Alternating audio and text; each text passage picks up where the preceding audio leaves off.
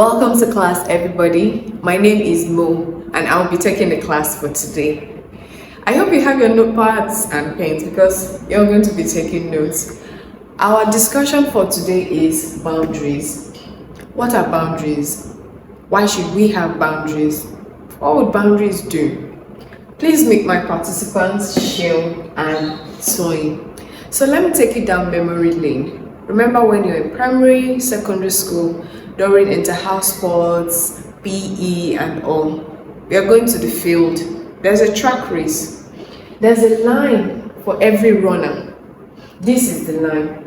So Shil and Tony are going to run 100 meters race. They get down on their knees and their hands.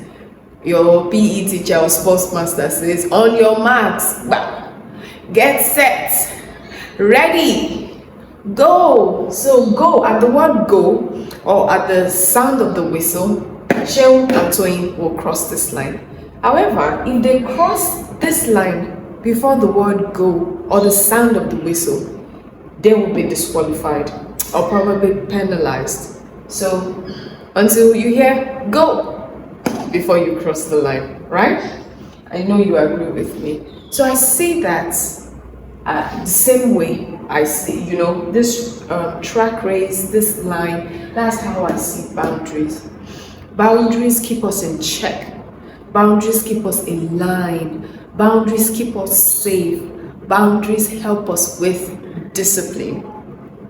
So I have some boundaries that I practice personally and I'm learning to, practice, and I'd like to share them with you.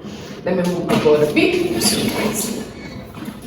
I hope you can see now. So would like, I practice them and I like to share them. So if you are, yet to put boundaries in your life and all, it's okay. We learn every day, one step at a time.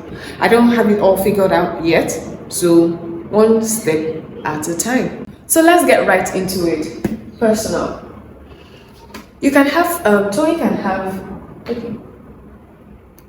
So let's get right into it. Tony has siblings, family. She has her personal boundaries.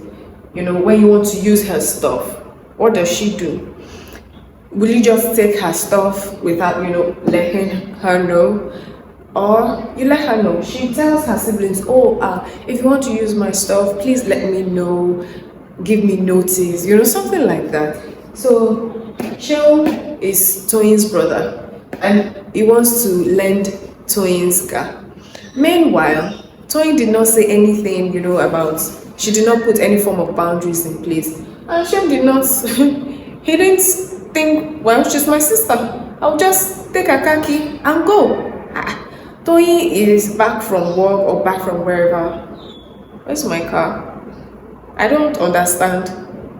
And Shil comes back the next day or whenever with an empty fuel tank and she's pissed and angry at him. But you're my sister. By the way, Toyin did not tell Shil that if you would like to use my car, please let me know. Give me notice. What if Toyin wanted to use her car? So she'll not have to spend extra money Ubering or bossing around. So it's okay to have boundaries, personal boundaries with your siblings, family, friends, Next, sexual. Let me read from my notes. Physical touch, limits, and how far you and your partner can go. For instance, no sex before marriage. Shil likes Toyin likes Shil. Okay, so are there boundaries? We can hug, we can only go as far as hugging, we can only go as far as peck on the cheek and all. Okay, we can go as far as touching and all that. If Toyin has a no sex before marriage boundary and she lets Shil know, Shil will know his stand. Okay, this babe, this not her kind of person. So if Shil doesn't buy into the no sex before marriage ideology, is either he'll choose to wait, or tell her that I have to test my market too. Whatever I want to buy, I have to test it before I buy it and all. So he will know whether to stay or to move on. Next is work. I have a friend of mine, way back when I first started Modubolobe, she'll be like, have a closing time. She told me, have a closing time. Let people know that you have a life outside of business. So I adopted that principle, that boundary, that is now that I see that, okay, it's a boundary. When I close from work, I have closed from work. Work remains at work and we continue the next day. So I have things in place that, oh, when messages come in, politely, I can't respond at this time. I will treat it first thing tomorrow morning. So Tony, yeah, Tony is Shion's boss at work and all, and Tony is sending Shion emails, messages at 12 midnight. What's Shion going to do? He's going to jump off from sleep and start responding to the emails. What boundary has Shion put in place? So I, for instance, when I close from work 5 o'clock, I give grace of 1 hour. I can still respond. When I close from business at 6 p.m., I give grace. Please bear this. Remember this, that there are times that these my boundaries, I have broken them. But I will go back and remind myself, I put this boundary in place for so and so reason. So even if I am online, you see me on WhatsApp or on Instagram, and I see last seen 2 minutes ago, I'm there because of myself, not because of I don't want to respond to you. I have closed for the day. I'll respond to you tomorrow. So what boundaries do you have regarding work? Finance. Tony is she likes to go to Owambe and all. She likes to look good, buy hair, shoes, buy clothes, all the fine things in life. But does Tony have a budget?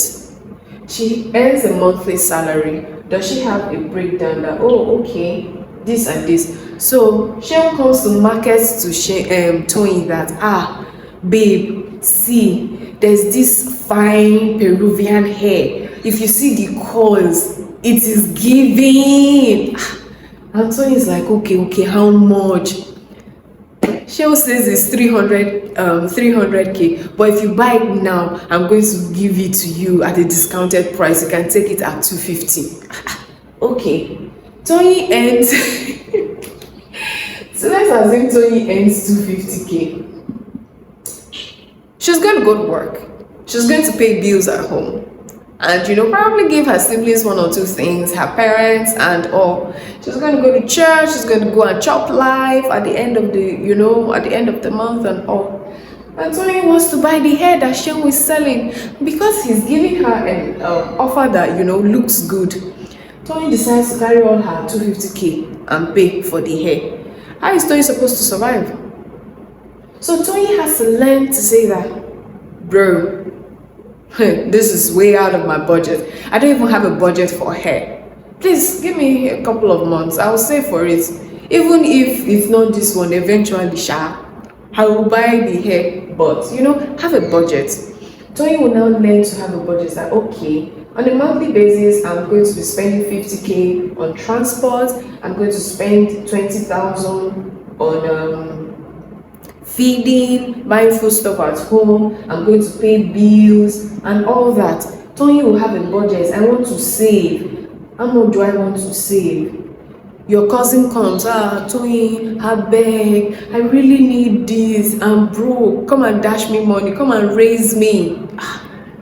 And Tony, after doing all her, her calculations, her budget for the month, Tony has only 10k extra left. Bro, sis, I don't have much on me. I've exceeded my budget. I can't loan you this amount of money, but I can dash you 5,000 naira. You see, Tony has a budget. She can't go above that budget for the month. I hope you understand what I am saying. Next, emotional and mental boundaries. What boundaries do you have in place when people come with different things? Do you allow people to just dump nonsense on you, or say nonsense around you, what nonsense around you? Do you have, please don't say things like that around me. Please, I don't want to, I don't want to watch something like this. If you have questions, difficult conversations, are you open to answering or not? So for instance, Tony wants to ask Seun some difficult questions. What do you think about sex toys? They're in a relationship. What do you think about sex toys? What do you think about BDSM and things like that? Seun, because they're in a relationship, Tony does not know how Seun will react. And she can put a caveat that it's okay if you do not have an answer, or if you are uncomfortable with it right now, we can talk about it later. There are some conversations you should have in your relationship, but I, for instance, would have you, the other person, know that it's okay if you don't have an answer. You can talk about it later. Come back to me when you do have an answer. Things like that. It gives that person some comfort that, oh, okay, I'm not under any form of pressure right now to answer. I can think about it and come back, with an answer. Then lastly, deal breakers. Here I put it non-negotiable boundaries / deal breakers. Things that put you in a place that make you safe, and if broken, it can end a relationship, e.g. infidelity, sexual abuse, physical abuse, financial abuse, and so on. So Toyin and Seun, they are in a relationship, and Seun, either party actually, is physical. When we are fighting, when we're having an argument, it turns into a fight. One person raises his hand or her hand, the other person throws a plate at me, or carries knife, or breaks something. What's your decision? Are you going to stay there? Is it something you want to do? So from the get-go, they have a conversation. What are your deal breakers? Seun shares with Toyin, Toyin shares with Seun, and they both know that, if I do this to this babe, or if I do this to this guy, that means I don't treasure this relationship, or that means it's going to end. The other party already knows that I can't go beyond this. It's going to make this person feel unsafe. So for instance, if Toyin can get physical, and she raises her hand at Seun, Seun already knows that, if I marry this babe, she's going to turn me into her punching bag, or it's going to be WWE and wrestling and boxing things. Can I deal? Do I want to talk about it? We talk about it. No improvement. You pack your load and be going. So these are my boundaries that I have to share. That's what boundaries will do for you. It will keep you, safe. It will help you learn discipline as well. Then it will help you learn about the other party, learn about the other person. What would you do to them to hurt them? How can you make them feel safe when you people are together? So these are all. Please let me know if you have any more boundaries that you practice. Please share it in the comments. Let's learn from each other. That's why this community is here. I didn't learn all of this in 1 year, in 2 years. It's a progressive thing. We keep learning every day. So let's learn from each other. Don't forget to share this video with your community of friends. Also, please don't forget to like, drop a comment, and subscribe if you are not subscribed yet. Thank you so much, everybody. Thank you for coming to class. I hope you enjoyed it. I hope you learned 1 or 2 things. Please share your feedback with me. And as I always say, do not allow anybody or anything steal your joy. Have a lovely week ahead. God loves you. Bye.